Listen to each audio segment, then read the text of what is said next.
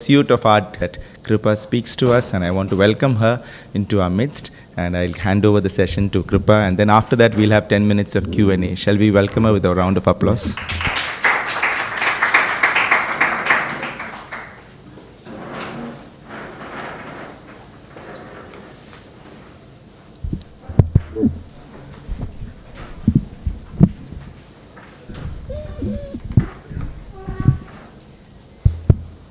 A very good morning to one and all of you. It's my privilege to be here. And at the outset, let me thank the Believers Medical College, particularly the Department of Endocrinology, for inviting me to speak on this topic, planning meaningful research in clinical practice, a topic that is rather dear to my heart. And this will be the outline of my talk. And it's more or less my personal experience, especially at CMC Vellore. So, to research or not, that is the question. And I think I should begin by saying what research is not. So, research is not just mere information gathering, neither is it a transportation of facts, nor is it a reassembly of facts, and it is not a catchword to get attention. But research is an ongoing effort. It helps in developing and improving ideas, and essentially the crux of research is in teamwork. So it is empowering because we ourselves are taking an active role in healthcare. And one of my favorite definitions of a researcher was given by Albert Einstein, who said that researchers are passionately curious professionals who are agents of change. So it sets up a virtuous cycle because new knowledge is gained, it is advanced, we develop ideas, we provide for resources and skills, and definitely it needs to be encouraged. So one of the basic tenets of research is that we ask questions. I think I may have munched on that apple had it fallen on my head, but not Isaac Newton. He asked, why did that apple have to fall down? And this kind of repeated questioning actually culminated in the concept of gravity with all its complexity. And I'm sure we can agree with Rudyard Kipling, who said that I keep 6 honest serving men. They taught me all I knew. Their names were what and why and when and how and where and who. So I'll illustrate this with a few examples. So this is a story that I've shared in a couple of Kerala forums over the last 2 or 3 years. This is the story of 3 silversmiths who presented with bony pains and muscle weakness. Their X-ray had shown insufficiency fractures, and all of them had features of a hypophosphatemic osteomalacia. All were silversmiths and all were from West Bengal. So elsewhere they were treated with analgesics, they were treated with painkillers because their primary symptom had been bony pains. However, we actually wondered why should silversmiths get this kind of a presentation. So when we asked them and when we read up the whole process of silver ornament making, we found that cadmium is a metal that is used particularly when they mold silver. So we did a heavy metal screen on them, and sure enough they had toxic levels of cadmium, all 3 of them. So this was a case of cadmium toxicity leading to a renal tubular dysfunction, which had caused a hypophosphatemic osteomalacia. And this was something that we thought was worth reporting because of its sheer rarity. And these are these men at work. As you can see, they don't use any protective gear, they don't use gloves, they don't wear masks, and these are some of the beautiful silver ornaments that they have made. What has been the outcome of this simple case series is that we have actually explained the situation to some of the policy makers, some of the health workers in West Bengal, and probably something might work out better for the future. And at least as a result of this, they have started using protective gear while at work. The second example that I would like to share is of a 46-year-old lady. She was known to have primary hypothyroidism for the last 10 years. She had always been euthyroid. But since the last 3 to 4 years, she was requiring a high dose of levothyroxine, on which her TSH remained high. So these were the values, as you can see. And when she presented to us in 2019, she was on 500 micrograms, on which her TSH had been 10.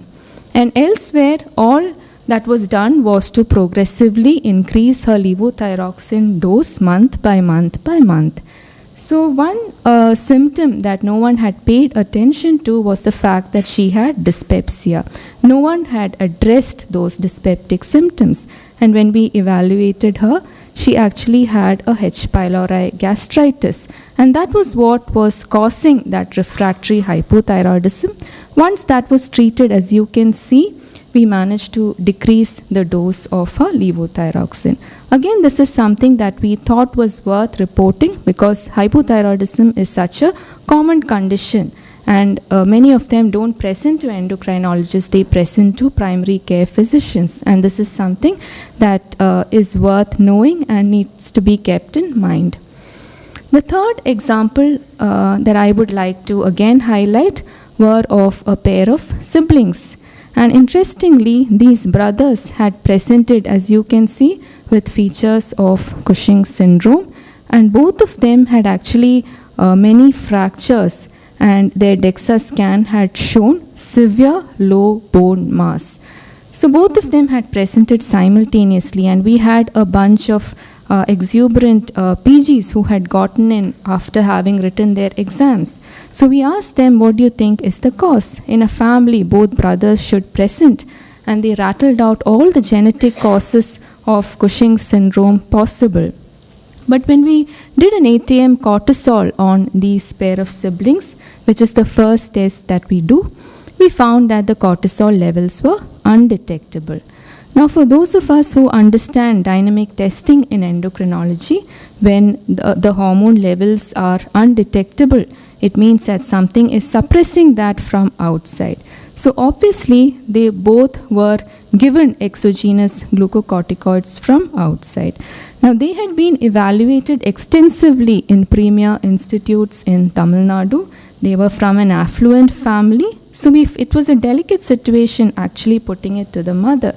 But then when we counseled her, when we spoke to her in private, she actually confessed that they were very thin and lean looking boys, and therefore she was mixing dexamethasone tablets in orange juice and feeding it to her boys every day. Again, this was something that we thought was worth reporting, because when it comes to glucocorticoids, their use, their abuse and their misuse is rather rampant in the country, and this is again something that is worth knowing and reporting. So when it comes to case reports and case studies, do not dismiss them as simple anecdotes, because they serve as instructive examples to other physicians with similar problems. And one can gain a broader understanding of clinical diagnosis, treatments and outcomes. So whenever there is something that is worth reporting, whenever there is something that is rare, it is good to publish that as a case report. And this is something that is very good for beginners. Again, like I said, as you can see, this was an engineer. If you will notice this is a reconstructed CT of his thorax. He has missing ribs. This was a vanishing bone disease of the thoracic cage with only less than 200 cases reported in literature. This is another lady. As you can see, she has a cafe au lait macule. Her X-ray is suggestive of a fibrous dysplasia. But what was challenging in her treatment was that she was not responding to conventional treatment, which is bisphosphonates. And therefore, we had to give her something more potent like denosumab. So that is what we did. Again, why I want to highlight these examples are that management decisions, sometimes therapeutic decisions, where there are no consensus guidelines because no one has used those agents before, and when nobody knows the treatment, like in the case of vanishing bone disease, these are two examples where we have relied only on the anecdotal experience from other centers in making therapeutic decisions. And that again highlights the importance of case reports and case studies. Now let's come to research methods. Now the first step as far as research methods is concerned is getting ideas. Now where do we get ideas from? There is no sure method because this involves a creative aspect and it's largely intuitive. Sometimes when you make constant observations, you might notice a few trends, and when you communicate that to your peers, that might end up in a study. And I'll give you some examples. This is a conversation that we've had with some of our colleagues from the Department of Physical Medicine.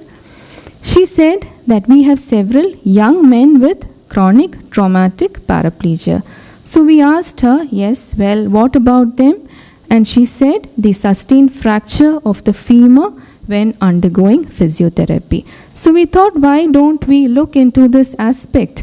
Why don't we assess bone health in males with chronic traumatic paraplegia? So sometimes you might get ideas from your colleagues over a casual chat, and this is what we did. We found that in men with chronic traumatic paraplegia, their femoral neck BMD was significantly lower as compared to their matched peers, and that is why they were fracturing. And how has this changed our practice? Their bone health is now assessed on a routine basis, and appropriate therapeutic measures are actually taken. Sometimes this one was a casual conversation in a flight where one of our colleagues casually mentioned that many of our post-menopausal women also have missing teeth. Many of them are edentulous. So we thought, is there a link between tooth loss and osteoporosis? And that is what gave rise to this study. And interestingly, this was done by our medical students, second and third year medical students.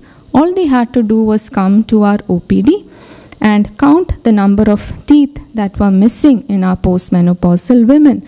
And what did we find in this study? We found that between subjects with and without osteoporosis, the mean tooth loss was different, and the odds of having osteoporosis in subjects with more than 3 teeth missing was as high as 4.2. Again, so can dentition serve as a surrogate for osteoporosis? So when I'm sitting in my OPD and an old lady walks in and she has several teeth that are missing, I'm almost always sure that her bones are going to be bad. So many times these simple clinical parameters can serve as surrogates for osteoporosis. Sometimes you might get ideas by just attentively listening to patients. So many of our postmenopausal women, I'm sorry I'm dealing a lot because that is my area of interest, bone health in women. So many postmenopausal women complained of not being able to sleep well, and many of them had low backache. And we know that insomnia is associated with adverse cardiometabolic effects. But is there a link between sleep and bone loss? And that is what we proposed to study in this. This was a prospective study in which we recruited about 200 women without osteoporosis. We calculated the number of hours that they sleep, we asked them, and we also assessed their sleep quality using a questionnaire, and we followed them up for a period of 2 years.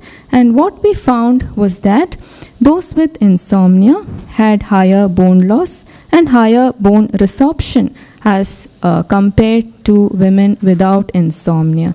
So again, in the premenopausal state, can we encourage our women to sleep well, and will that make a difference? That is again food for thought. Again, when we talk about osteoporosis, the gold standard is assessing the bone mineral density using a DEXA scanner. But the problem with DEXA scanners is that it is not available widely. At least the hologic scanners are not available widely, and what is available is far below what is recommended by the International Osteoporosis Federation. And they're definitely not sufficient to screen all women with a DEXA scan. So are there other alternatives? So there are many screening tools that are available. These are readily available, easy to perform, inexpensive, and can be used in the community and can be used by the primary care physicians. I just like to highlight this tool called the OSTA, which is Osteoporosis Self-Assessment Tool for Asians. It is calculated using a simple formula that makes use of weight and age. So weight in kg minus age in years multiplied by 0.2. For example, if a woman is 67 years and weighs 52 kg, then her OSTA works out to be -3, and anything that is less than -1 portends a high risk for osteoporosis. So instead of calling all women from the community and subjecting them to a DEXA scan, can we utilize OSTA as a tool to screen those at risk and sift out those women who are at high risk and get only them screened? And that is what we did in this study. One of my postgraduates, we recruited almost 5,000 women from all zones of our country, and we applied OSTA to them and also did their BMD, and we found that yes, it did perform well in predicting osteoporosis, and therefore can we use this in the community. Now let's come to data collection.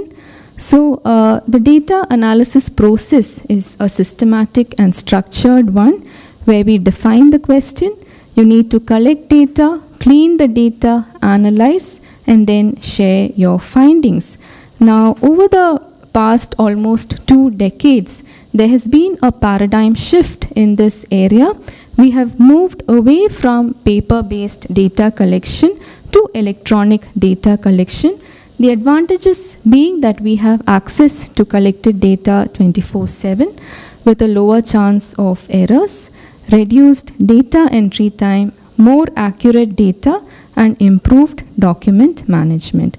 Interestingly, there was also a study that looked at this and actually found that electronic data collection improves time efficiency as compared to paper-based work.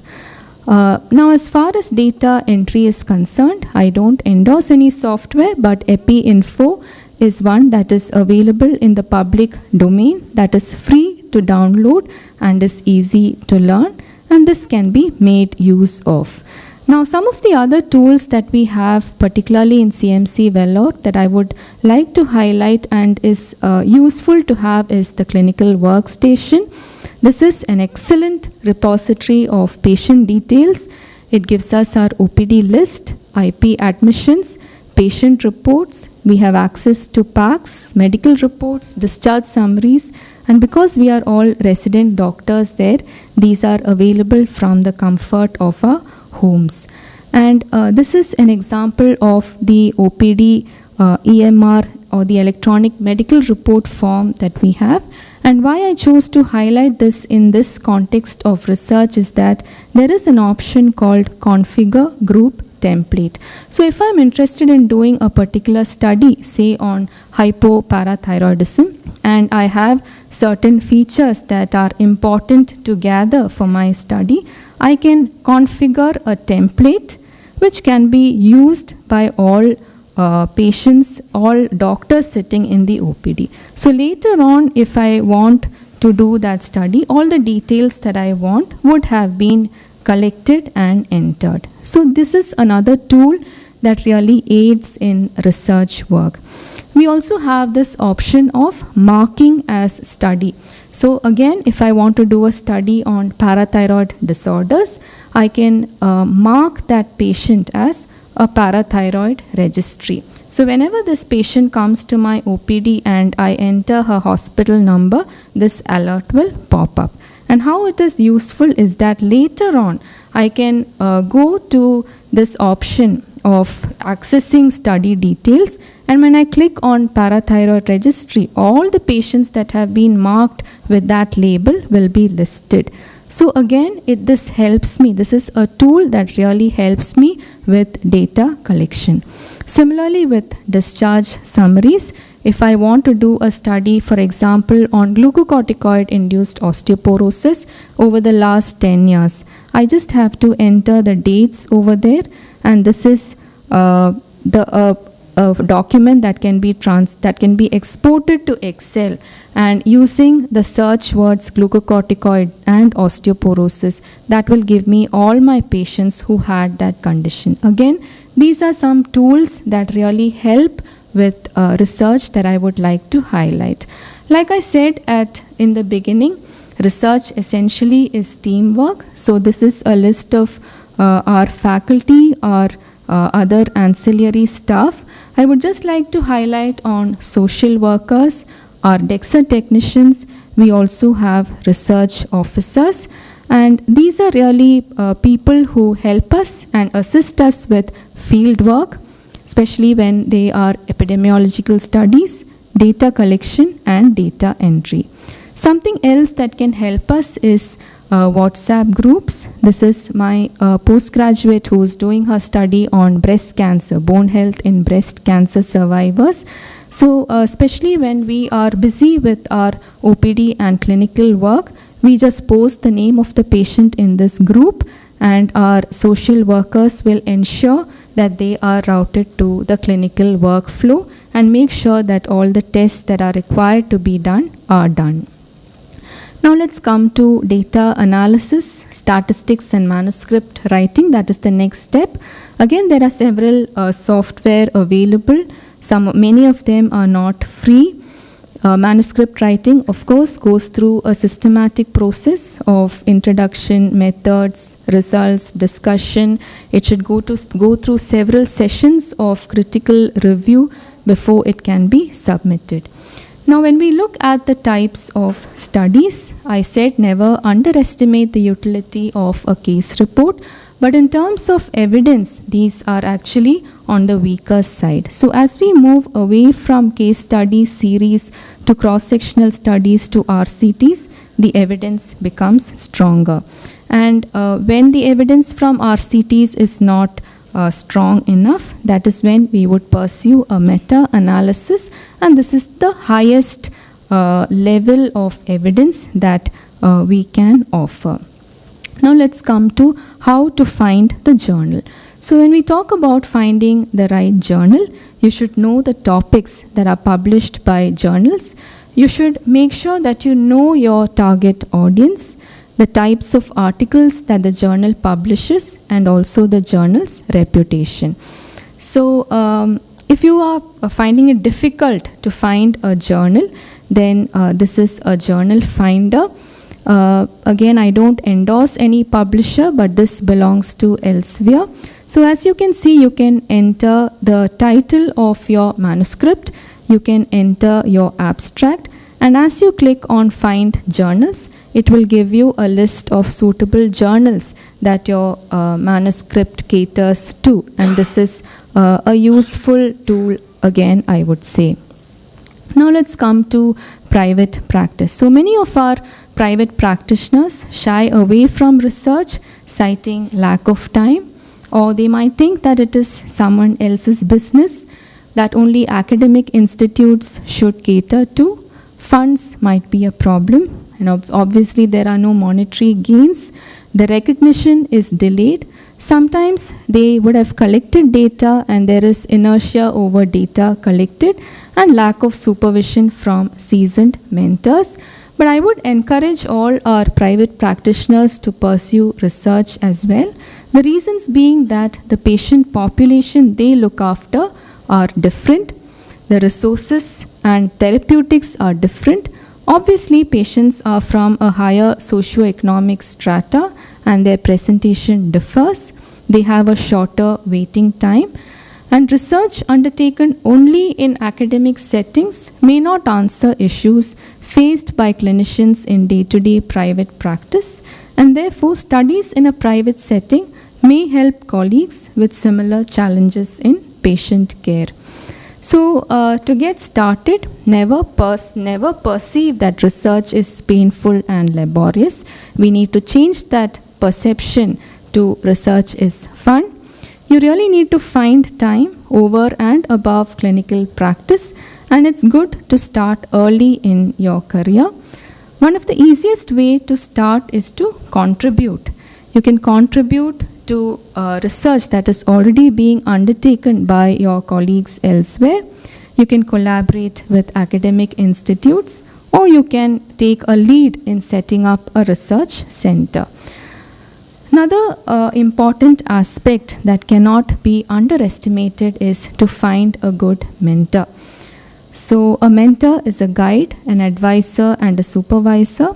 We usually have the image of an older and a wiser person, but this need not be the case. A mentor is anyone with greater experience and shared interests who is willing to don the role of a guide. And a mentee need not be a student in training. Any clinician who wants to hone his skills in research can be a mentee. We have an excellent mentor-mentee program in CMC Vellore, which has been there for several years. And beyond the relationship that pertains to only education, it fosters a good relation that extends beyond the clinical environment. Now, some of the practical tips that I can give are, if there are research courses, there are several institutes to offer that. It will be good to participate in some of these. Let's come to funds. So when I gave this talk elsewhere in Bombay a few months back, one of my senior colleagues told me that you didn't mention funds. And then I realized that I had almost taken it for granted, because in CMC, we managed to get our funds for research. So one of the ways that I would say is to apply for grants. So to apply for a grant, you need a good idea that is refined by a thorough literature review. You need to work on a good study design. This needs the help of co-workers. Collaboration, that is both interdepartmental and interinstitutional, is required. Of course, the IRB and the ethics committee has to approve, and the way the grant is written really decides whether the grant can be secured or not. So coming to ethics, any study of course needs the approval of your institutional review board, and if you want to participate in prospective studies or drug trials, then you need to be certified in good clinical practice as well. Let's come to collaboration. Now, over the last 1 decade, we have collaborated with several other departments. This one was with hepatology, where we looked at bone health in individuals with cirrhosis. My own thesis with hematology. This was with cardiology. This one, as you can see, there are almost 14 authors, 5 collaborating departments. This was in primary hyperparathyroidism, this one with neurology. So what I have understood is that collaboration, it fosters a better understanding of the same problem. There is a sharing of not only experience, but also expertise and resources. The decision making is shared. It builds networks. It helps in the growth of a researcher. And it also forms a framework for individuals and groups to divide tasks. Now coming to how does our research translate into clinical practice, because ultimately research, I believe, should be practice changing. So my personal research work in DM was in recipients of allogenic hematopoietic stem cell transplant. We looked at both endocrine challenges. We also looked at their bone health. And as a result, we started the transplant endocrinology clinic. So patients, both recipients or prospective recipients of hematological and solid organ transplants, come to this clinic. They are sick patients, so they can be siphoned out of the main OPD crowd and seen on a priority basis. We also have a dedicated osteoporosis and metabolic bone disease clinic where patients are postmenopausal women with osteoporosis and several other metabolic bone diseases are seen. So there are several others who have contributed to research in a big way, and it's only right that we pay tribute to some of them. Dr. Bavaskar and his work on scorpion stings. This is Dilip Mahalanobis and his work with the ORS, which is India's gift to the world. This is Professor Tu Yu and her work on artemisinin, and of course Dr. Gagandeep Kang from Vellore. She is rightly known as the vaccine godmother of the country. So these were all small steps by man, but indeed they were giant leaps for mankind. So to conclude, research is exciting. It starts with asking questions. It's important that you keep your eyes and ears open for ideas. Never underestimate the utility of case studies and case reports. Of course, you need to go through a formal IRB and ethics approval. Funding might be a constraint. Data collection is enhanced by various digital tools. Collaboration is always helpful, and ultimately it has to translate into clinical practice. I would like to thank and acknowledge my department. I would like to stress and highlight on my mentor, my guide, Dr. Thomas Paul, who's actually literally seen me through thus far, and my other senior professors, colleagues, postgraduates, our DEXA technicians, social workers, and other staff in the department, and thank you for a patient listening.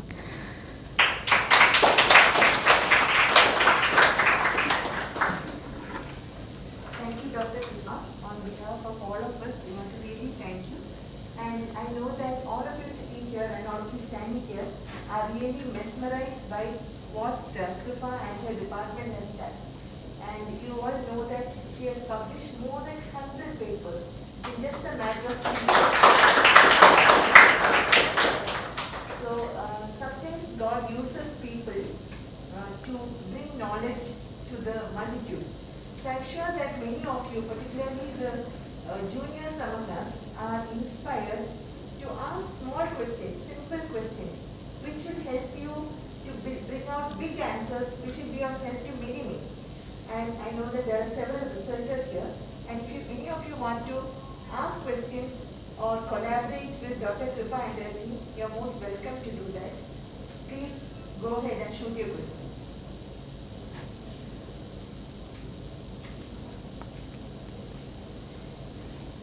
Everyone seems so mesmerized. What Kripa said, I don't know anything, but I think a workplace, physical workplace, giving all that she said in one place, that will be good. We can also start like that. And also template, she said. And that is collecting all these things together and all. Such things we can adopt as a Kripa is one of my small, we belong to same church. Her whole family very connected from a small girl to 2012 back in Trivandrum. How she is so coming. I am so happy to, because that only I came here. From Trivandrum, yesterday I was married, 7 o'clock I reached here and now I am. Thank you, Kripa. That was very, very enlightening. Just one question. When you have this multiple disciplines which collaborate, there is always this, I don't know if it is that friction amongst departments regarding the and eminence of the department in that Thank you, Chelsea, for that. That is a problem. So I had shown one study. This was done to Srinath. This was on primary hyperparathyroidism. Again, like you rightly said, 5 departments, seniors, professors vying for place, especially. So in such cases, I think there needs to be teamwork, there needs to be division of labor, and where authorship is concerned, ultimately we try to be as inclusive as possible. That is what I would say. So you have framework there that this is how it is, or it is mutually understood? There's nothing written. So when we write up the IRB, it goes through all, and their roles are defined clearly. And any co-author should have at least a minimum of 4 roles. That is what the GCP says. The main thing is it should be predetermined. So most of the time the problem comes when in the end there will be too many fathers and mothers for a paper. So it should be always be predetermined and the role should be well defined so that there is no contention in the end of when the paper is written. Yeah. An agreement earlier. Yes. So who will do what and what is exactly the role? And if the role is fulfilled, like I explained here correctly, if that is fulfilled, you get the audition.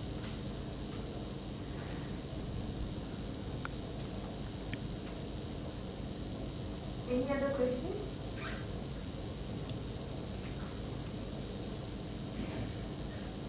If there are any further questions, I know that many of you are thinking of ideas from the case series and the studies that Kripa has done. If any of you have ideas, we have a team here and if you want to collaborate with CMC Vellore, we know that we have a very friendly people who come here and speak to us. Dr. Thomas Paul visited us earlier. Several times, many of the faculty from Vellore comes here. So if you have any idea, we can always collaborate. And we also have a DEXA machine which is highly underutilized. Like Kripa said, many papers have come out of just the hology DEXA machine. The data collected from the DEXA machine is a huge gold mine. That is what Dr. Thomas Paul once told us.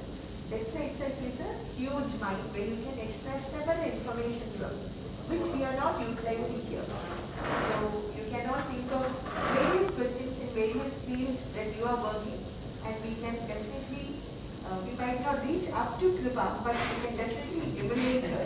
Thank you so much, Kripa. Thank you so much, Dr. Anulekha, and the entire team here. Thank you so much.